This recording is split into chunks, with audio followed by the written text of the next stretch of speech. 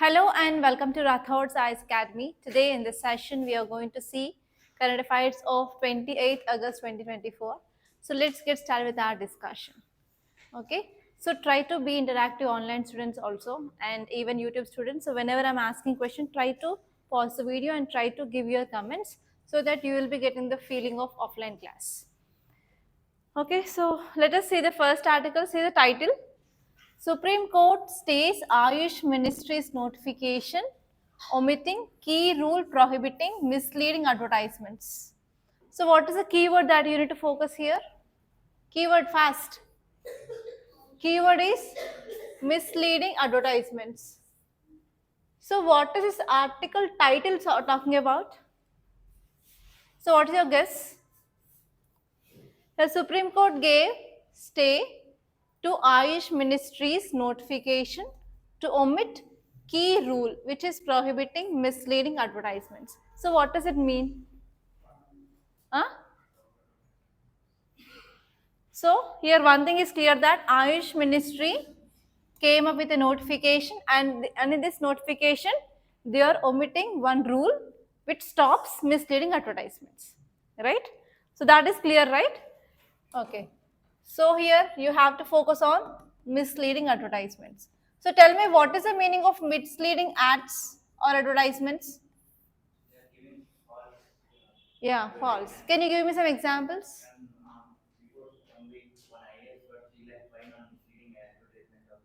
Okay, so what is that example? What is that example? Which ad? Which product? Okay, I'm not talking about that thing. I'm talking about Ayush. So what is this Ayush? Yes, yes. So Ayush includes Ayurveda, Siddha and Unani. So these are traditional medicine system in India. Ayurveda, Siddha, Unani. Apart from that, we will be having allopathy, we will be having homeopathy. But these are traditional medicine system. For this, we are having a separate ministry called as Ayush Ministry. So do you know about who will be regulating the drugs in our country? So is there any act which is regulating the drugs in India? We have Drugs and Cosmetics Act.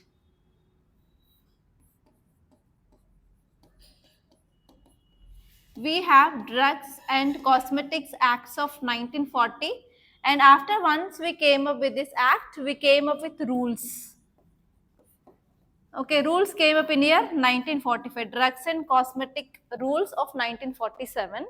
So not in 45. So in this rules, rule number 170 talks about misleading advertisements. Okay.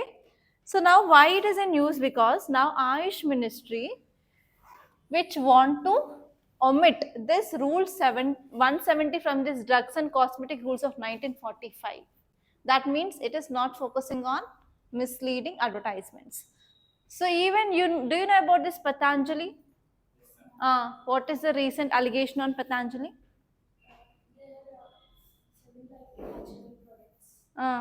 Apart from that, so why recently Patanjali is in news? Which case it had been facing now?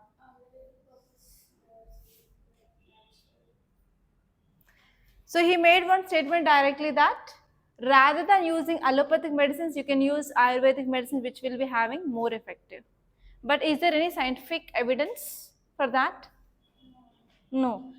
Okay, so the problem here is Ayush Ministry said that we are not following this rule 170 of drug and cosmetic rules of 1940, which deals with especially misleading advertisements. So here Supreme Court gave a stay. You should not do that. Okay, there is some time gap. It has been given by Supreme Court now. Okay, now let us see what are these misleading advertisements. So nowadays there is one advertisement which is becoming very viral that even boys are also having hair below their knees. Yes or no? So not only that, even many ads, especially this Ayurvedic products, they will say that before using this, I used to like this, but after using this, I lost 120 kgs. Like that, there are lot of issues. So here, what is this meaning of misleading acts here is, it refers to any advertising message that mislead consumer by giving false or exaggerated claims. So in this, they will be not giving especially specifications. Do you know about Woodwards? So whenever any baby will cry, so they will be giving 1 spoon of Woodward's water and they will be saying that always the laughing girl is Woodward's girl. Yes or no? So is there any scientific evidence whether we can use that Woodward's? So even many pediatricians are saying that there is no scientific evidence of using of this Woodward's, but actually that Woodward's will be having some action on the baby for sure. That is for sure, but there is no scientific backup. So here they will be making false claims or exaggerated claims, and they will be not giving proper product specifications, and even there will be misleading price comparison with others, like comparing allopathy with comparing Ayurvedic, and even there will be false testimonials from fake customers. So this is the definition of here what is exactly misleading advertisements. Now tell me, what are the issues of this misleading advertisements? Come on, you have to speak out now. Online students and YouTube students, what are the issues? What are the issues of this misleading advertisements? Fast. Yes, quality issues. Next. Yes, because of lack of quality, it will be having impact on your health. Next. Okay, blindly people can follow. What happens if they blindly follow? Huh? What happens? Yes, loss of trust. Next. Loss of trust, loss of money. Next. Come on, think. Have you ever faced this problem? Have you ever buy this product by using misleading ads? Next. So do you have you seen this one gel, tea tree cream, especially girls? Uh, have you ever buy that? Even I to buy that after seeing that ad. Tell me, what are the issues now? So if you have that experience, you will be getting issues. Tell me. Side effects, yes. Next.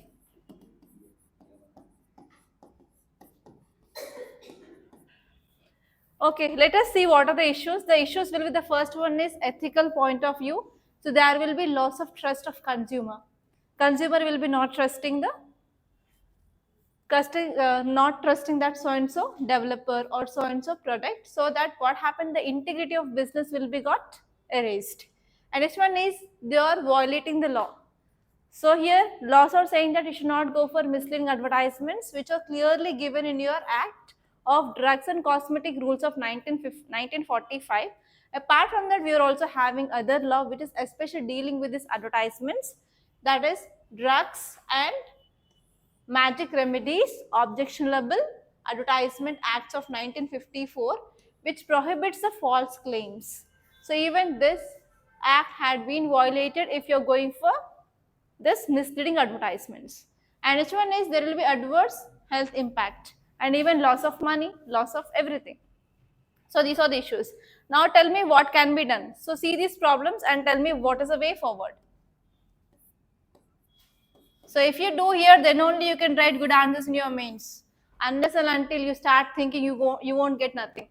So tell me. So after seeing these problems, tell me what are the measures or what is the way forward.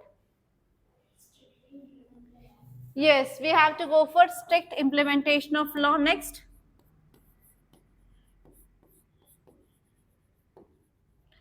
We have to ensure proper product specifications on the product, right?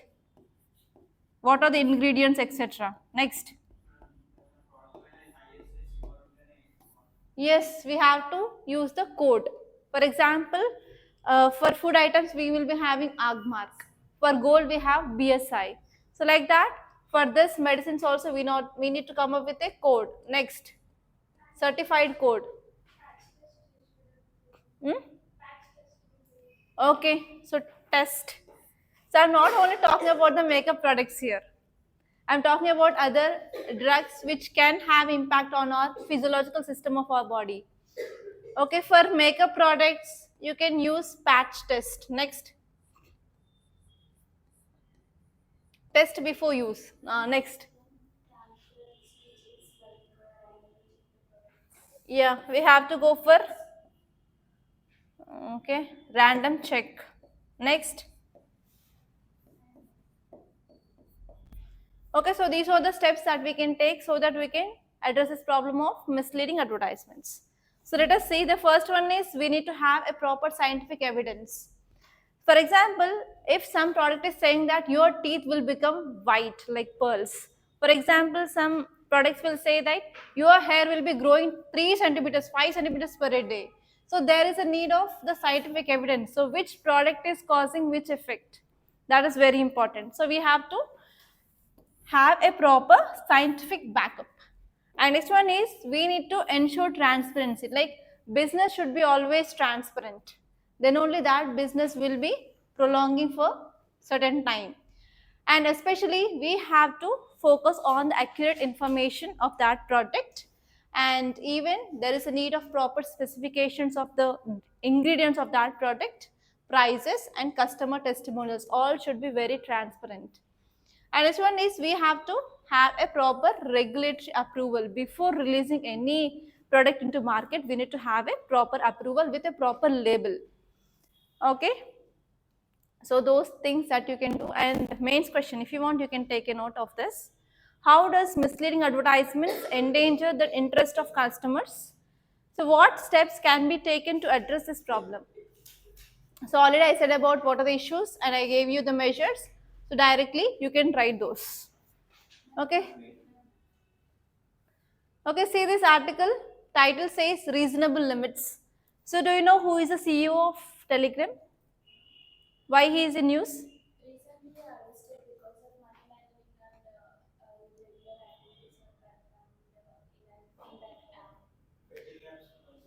Okay, promotion of betting apps, money laundering, and some circulation of criminal information or else misinformation which is spreading, but CEO is not taking any action regarding controlling of messages or information spread in this Telegram. Yeah, actually, CEO he had been arrested from. He has been arrested in France. Okay, so this article is talking about why laissez-faire approach is taken by this Telegram CEO to control the misinformation or disinformation. So here, this article which is talking about two important things. First one is freedom of speech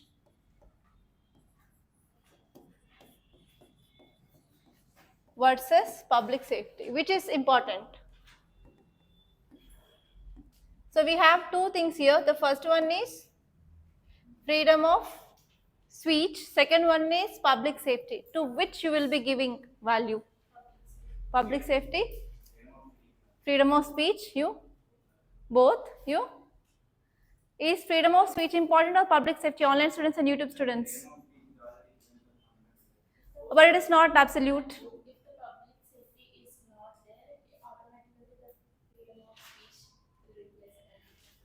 Freedom or public safety? Everyone? Both are important. Monica? Both? Both? Okay. So if you see this freedom of speech and expression, which is given in our fundamental rights in our Indian Constitution. So fundamental rights comes under which part? Part 3. And which article talks about freedom of speech and expression? Article 19, 1, so class A. So whether it is absolute, always fundamental rights are not absolute. So there are some reasonable restrictions can be imposed on this fundamental right. Okay, so this thing that should be clear before getting into this article. So here this article is saying that the concept of free speech is not absolute and must be balanced with public safety. So I can say that I have my freedom of speech and expression, and if I'm standing here and if I'm talking whatever that comes into my mind, is that correct?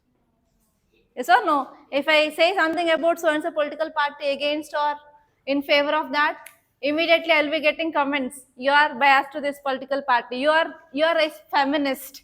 So many times I got that comments. Whenever I'm dealing with these articles regarding right, gender equality, everything, they'll be saying me that you are a feminist. So here, whenever we are talking something, even though we are having a fundamental right, that is freedom of speech and expression, we have to focus on public safety here. Okay. Okay. Okay, so this concept of freedom of speech and expression is not absolute. So whenever we are using any public platform like Telegram or WhatsApp, we should focus on the balanced approach between freedom of speech and as well as public safety. You have your own accounts like WhatsApp, Telegram, whatever it may be, so you should not cross your limits. Okay, so that is the thing which mainly said here. So that is the thing even which is present in our universal declaration of fundamental rights. So you have to make a note of this. So where it is written like we should have a balance between freedom of speech and expression and as well as public safety, it is written in our universal declaration of human rights. So now recently Telegram CEO, his name is Pavel Durov, he promotes a laissez-faire approach to content which is hosting in Telegram channel. So actually this platform is being used for some criminal activities like money laundering, and even misinformation is being spreading in this Telegram. So even there are many harmful content which is circulating in this Telegram, but many a times the concerns which went to the CEO regarding this moderating of this type of content, but he is not taking any action. That is the meaning of this laissez-faire approach. Okay, so now the key points that you have to get here is, yeah, CEO may be from any other country. Okay, so here if you see the details, free speech versus public safety. So to which we have to give the importance. So whenever we are using this public platforms or public places, so it is the responsibility of that so and so owner to moderate the misinformation so that we can protect the public interest, because human rights should be always upholded, because it is recognized as one important thing that should be ensured by each and every government. And next one is, if we are not taking proper actions, then what happens? That will leads to unregulation of that so and so platforms, and that will be obviously used for harmful impacts may be got. And even what happens here is, so we can see like there will be spreading of misinformation, disinformation, so that will be having impact on the person at individual level or at the national level and at the international level. It may be at any level. So it is a responsibility of that so and so platform to regulate which information it is spreading in that platform. And this one is here, we need to know that whenever this information or whenever this platform is used for spreading of or doing some illegal activities, who is responsible? So here responsibility should be taken by the owner of that so and so platform, and he need to be punished for the illegal content. And next one here is, even we are having encryption limitations like other platforms like Signal. So they have been using this encryption. That means even WhatsApp, if you open any chat, there will be one disclaimer, that is end-to-end encryption. So even WhatsApp cannot retrieve the messages, right? So in this way, is that Telegram is having any encryption? No. So that is also one problem. So we can use that encryption like other platforms which are using. And next one here is industry standards versus responsibilities. So here Telegram claims to adhere to industry standards, but it is not absolutely following. So while other platforms, you're having their own security measures. So even in WhatsApp also, they will be not allowed to share the messages to so and so members at a time. Okay, it is having a limit, but it is not there in Telegram. But even in the groups also, we can't add many members under one group in WhatsApp, but it is not in the case of Telegram. They are not following the industry standards. And this one here is, we can understand the lessons from other countries, like how other countries are moderating this spreading of illegal content. So in the same way, Telegram needs to control this illegal content. And we need proper responsible moderation. So that is the thing that you have to remember from this article. And say this article, Advancing equity from COVID-19 to Mpox. What is this Mpox? Monkeypox. Why this monkeypox is in news? Huh? Africa, there is outbreak. Apart from that, okay. I want strong point. What WHO said? Huh? I said this topic. We discussed this topic. It is not a new topic even.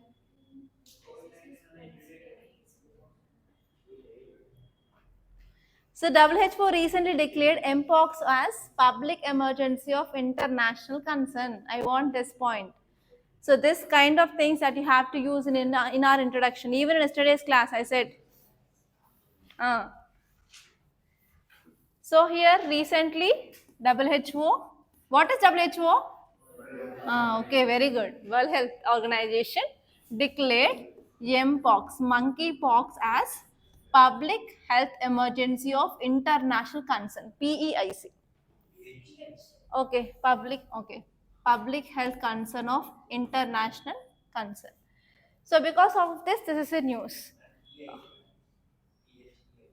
Okay, let it be. Public health emergency of international concern. Okay, now tell me, so what is the requirement? So monkeypox is caused by bacteria or virus? Huh? Virus. It is caused by virus. So even if you see, COVID-19 is also caused by virus. So there is one similarity.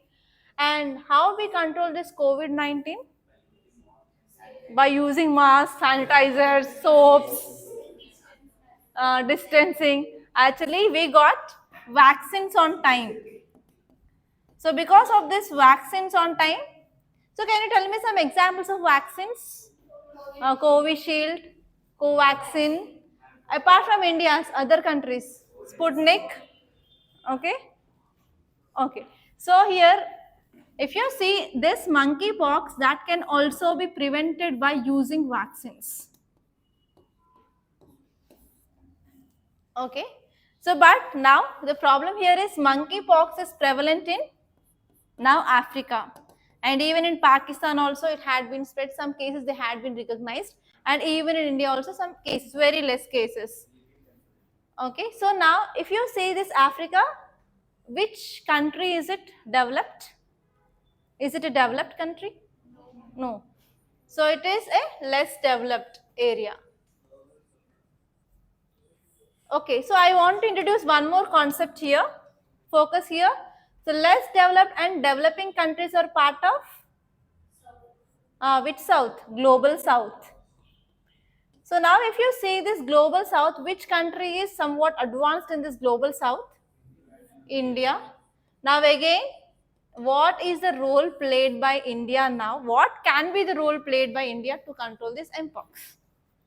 So this is the relation which is given in this article. Is that clear? Are you understanding how to connect the dots? Okay, now tell me what is the role played by India. So before that, now tell me how India developed this COVID-19 vaccine like Covaxin, Covishield. Huh? How? Yes, India is very good and very well performing in this pharmaceutical industry that everyone knows. So now every country is looking at India, that India can do something for producing the vaccines for this Mpox as well, so that we can export to African countries so that we can control this Mpox. This is as simple as this. Okay, now can you tell me which companies they produced vaccines for COVID-19 in India? You have to get your memory. Come on. Redis, not Redis. Next. Yes, Serum Institute of India. Very good. SII. Next. Bharat Biotech. Okay, Bharat Biotech and Serum Institute of India. Again, now we are going to, if India is okay, we are going to take help of these companies so that we can produce this vaccine. Already we have one vaccine for this. Okay. For this Mpox, that is called as MVA. BN vaccine. Already we are having a vaccine for Mpox, that is MVA-BN vaccine.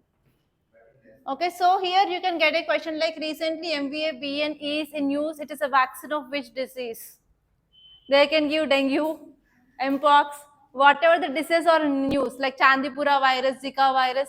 They will be giving you the diseases which are in news only, so that you can get confused there. You should not be confused. So it is regarding Mpox. Okay, now let us see this article. What is it saying? So recently, WHO declared this Mpox as public health emergency of international concern, and you have to remember this kind of solid things for sure, and you have to represent in your introduction of your answers.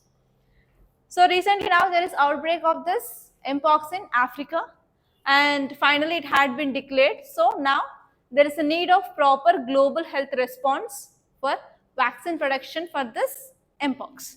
So already we are having one existing vaccine, that is MVA-BN vaccine, which offers an opportunity to apply lessons from this COVID-19 to enhance vaccine manufacturing in global south, especially now eyes are on India, so that India can play a very important role in production of this vaccine for this Mpox, as India played a very important role in COVID-19 vaccines to other countries. Clear? So now what are the points you have to remember? So we need proper international cooperation if there is any pandemic or endemic in any country. That is very much clear.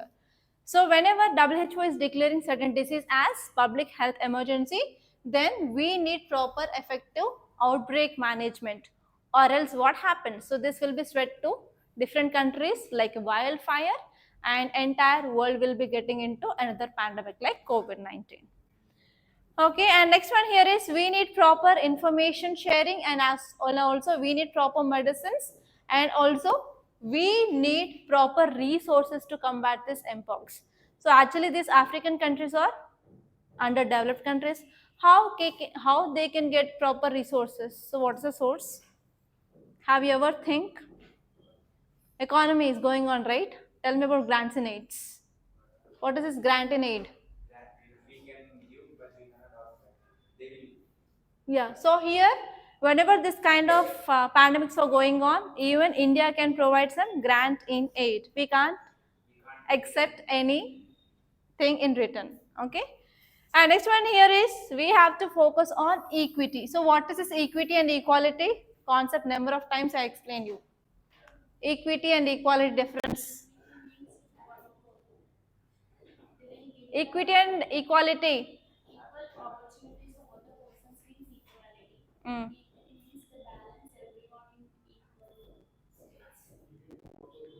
I draw one diagram also. What is equality and what is equity?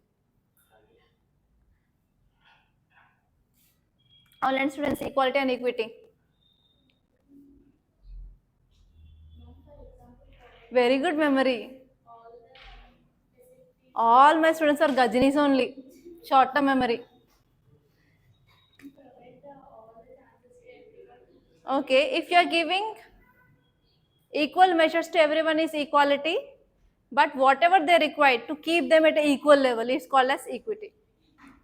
Okay, diagram. Okay, again I have to draw this.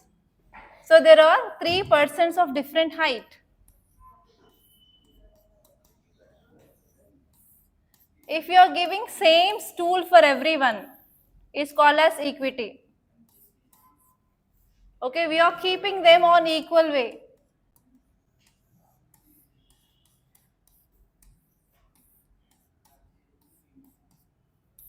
But the chair height will be different here. This is called as equity. We are keeping them to reach the same level. It's called as equity. Okay, this is equality. Okay. So here in this condition, equity is very important because some countries are less developed, some countries are developing, some countries are developed. But which countries they require the resource? That is less developed and developing countries.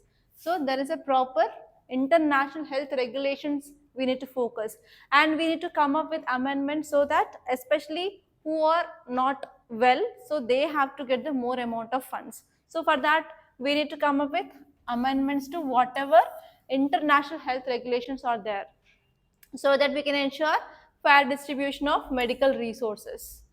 And next one here is we have to use the whatever the lessons we studied in our COVID-19 pandemic.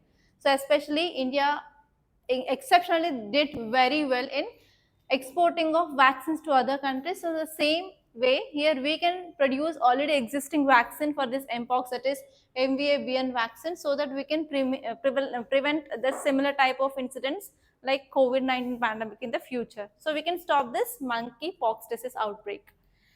And next one here is we need urgent need for vaccine. So how many doses of vaccines we need? I said in ideal class. We need 10 million doses of vaccines, but how many they are available? Just 0.2. So we have to increase this production of vaccines as soon as possible. It is an urgent need. Okay, so those things that you have to see. See this article.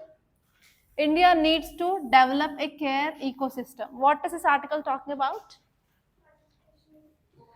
Participation of women in labor force. So I'm talking about female labor force participation. Okay, female labor force participation. So what is the percentage of women who are participating? Just 37%. So what are the reasons why there is less participation of female in workforce? Tell me fast. Reasons of less female force participation. Tell me reasons fast. Yes, lack of financial support. Next. Yes, lack of education. Okay, child marriage. Next. Huh? Okay, safety norms, safety issues. Next. Come on. I want very important keyword. Husbands are not allowing to work. Okay, patriarchal society. Next.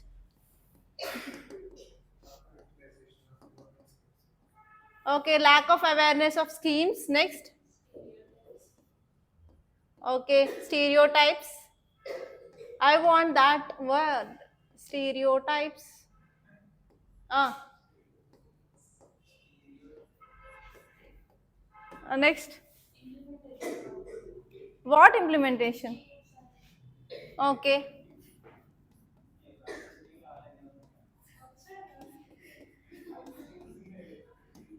Okay, lack of proper implementation of schemes. I want only one word. I'm saying who will give that. So why women are not participating in economy? Yes, because of care work. So title itself it said na. Care ecosystem, care work. Women are engaged in this care work, like giving or providing care to their children or elderly, but that is unpaid. Yes or no? It is not counted to our even GDP. It is unpaid. So now tell me, so what can be done to increase female participation? That is this article. You have to say, okay, what are the measures can be taken? Why women participation in other countries is high compared to of India?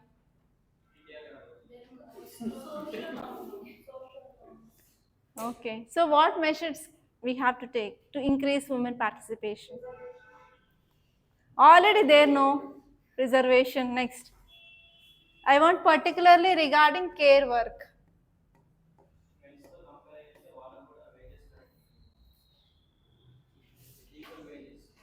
My question is, women are engaged with this care work from morning to night. So what can be done so that women can do some other work rather than care work? Yes, very good. Childcare centers. Next, come on, tell me. Childcare centers.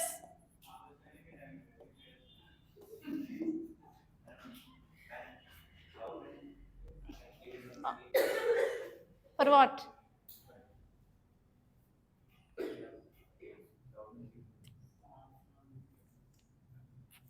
Come on, tell me some points. Don't have any idea?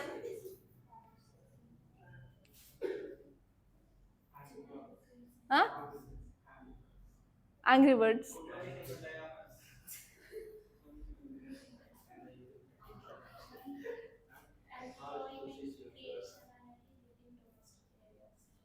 Mm-hmm. Okay. Next. Come on, come on.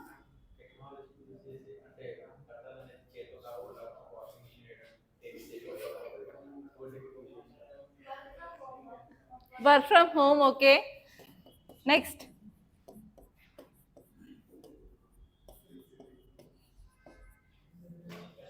Mixie, grinder. What is this technology? Next, tell me.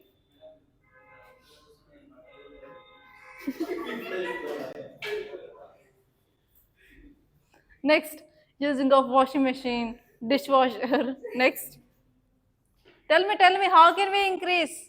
How can we divert this woman from care work to other works? You can take responsibility now for 2 hours, 3 hours. Why can't you, boys? You have to take response. Yes, equal participation. Yes, equal participation or equal caring from both men and women. Next.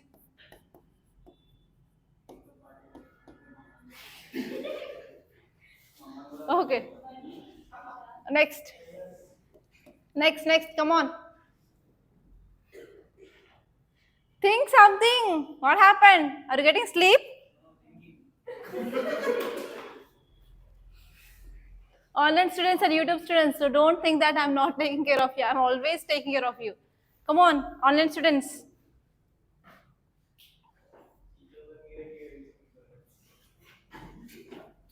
Okay, let it be. Let me see this article. So India is having very low female labor force participation rate, and you have to write this data. That is 37% in India. So because mainly women are engaged with these care responsibilities. Okay, so we can take some initiatives like focusing on child care, and even we can broaden this care ecosystem so that women they will be getting some support so that they will be diverting from this care work towards other economic activities. So here, when we are increasing this or bordering this care ecosystem, we can ensure this gender equality, right? Because female labor force participation is already low. So because of some societal norms, because of stereotypes, yes, it is happening. Like many people, they will be saying that it is the job of women to take care of kids, take care of husband, take care of relatives, take care of elderly, whoever who comes to home. So it is a responsibility of women. Nowhere men will be involved. So it is not like that. So already whatever the deep root societal norms are there, so we have to try to bring something change. And next one here is especially women who are what happened? Okay, especially women who are between this 15 to 64 years, they have to engage 3 times more. They will be engaging more times in this unpaid domestic work rather than compared to that of men. For example, dishwashing, for example, cleaning of home, for example, washing clothes, taking care of kids, everywhere. 3 times more work is done by women in home. So because of that, entire day they will be getting engaged in this domestic work. So we need to have proper sharing of household responsibilities. If dishwashing is done by women, clothes should be washed by boys. If so, in this way, we need to have proper sharing of household responsibilities so that we can decrease this disparity in economic inequality. Here, women can also earn now. And next one is even we have to expand this child care services. Like for example, we can in many areas we will be having some schools which will be taking not exactly schools, some centers they will be taking care of child care centers, not anganwadis, child care centers which are mainly private. So government should also intervene in that. So government can come up with these child care centers or daycare centers so that especially who are working women they can leave their children there so that they will be having the care given for their children so that they can do other economic activities. And even we can focus on caregiver employment standards.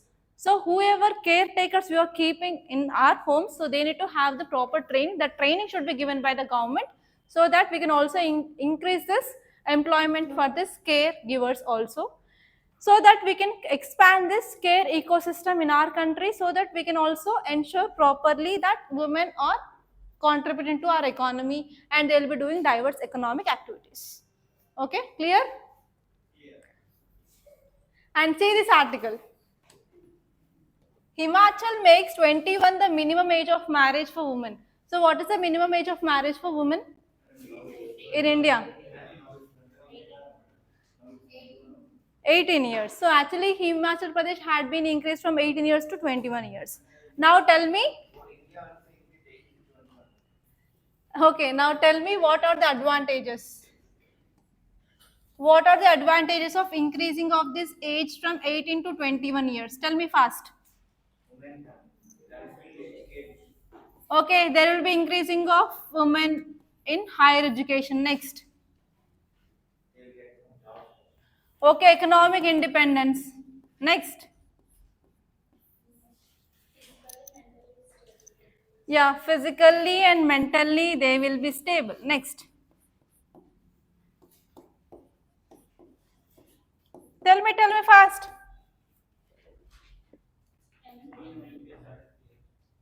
That comes under economic independence. Come on, think. Education, employment, mental stability, physical stability. Next. What will be advantages? Okay, we can prevent child marriage. Good. Next.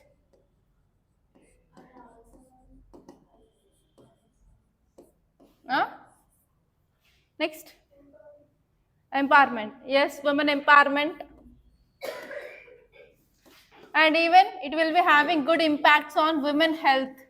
Yes or no?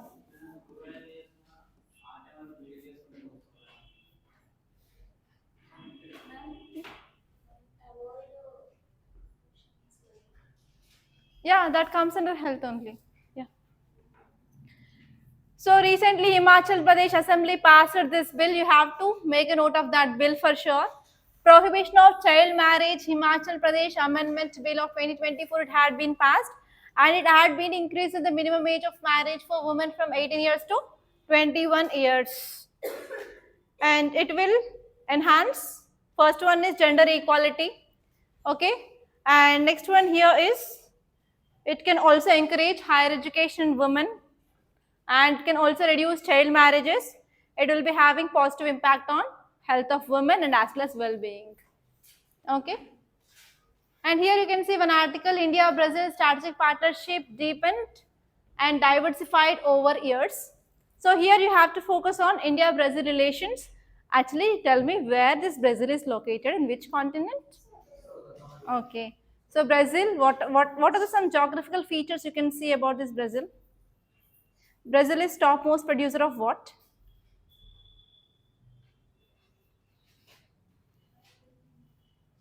Yes, sugar. And you have to see the geography, like which rivers are there, which forests are there, and whether the equator is passing or not, whether this 23.5 degrees north or south is passing or not. So those things that you have to see from geography, from map. And you have to see which are the areas, in which areas we are having proper cooperation and in which areas we are having challenges, you have to see that.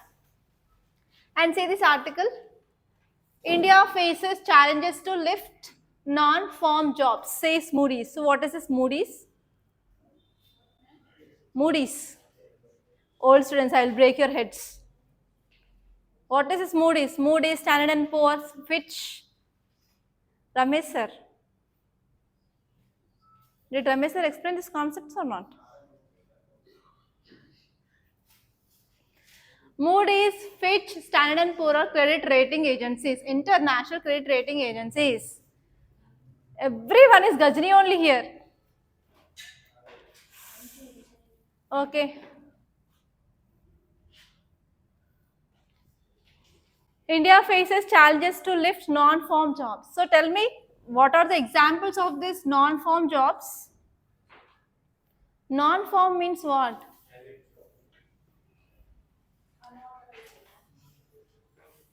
Farming sector comes under which? Okay, so how many sectors are there? We have how many sectors? Primary, secondary, tertiary, quaternary, and quinary sector. So only this primary sector includes farming, but non-farm includes all these sectors. What happened? What are you reading in your economy? Okay, so here now Moody's is saying that this is international credit rating agency that India will be facing a challenge in the soon that it is not going to lift non-farm jobs. Why? Because we are not attracting proper investments and imports had been decreased. Exports had been decreased. Imports are being increased. That means industrial sector is also not working properly. And even IIP, what is this IIP? Index of Industrial Production says, especially our core sectors are not doing good. So how can we provide employment opportunities? So that is the thing which mainly said here. Clear? Yes or no? So these are the important articles that appeared in our today's Hindu newspaper. So by this I'm concluding. And before concluding, I want to show you one thing, guys, online students. So we are going to launch this mains answer writing course from September 2nd onwards. So in this course, we are going to provide you the detailed schedule. So based on the schedule, you will be getting daily one question. And if you send that answer for that so-and-so question, there will be evaluation and there will be detailed feedback like where you are missing and what can be added, what can be deleted, and how can you improve your presentation point of view. And even we are also giving you essays and as well as case studies on every Sunday.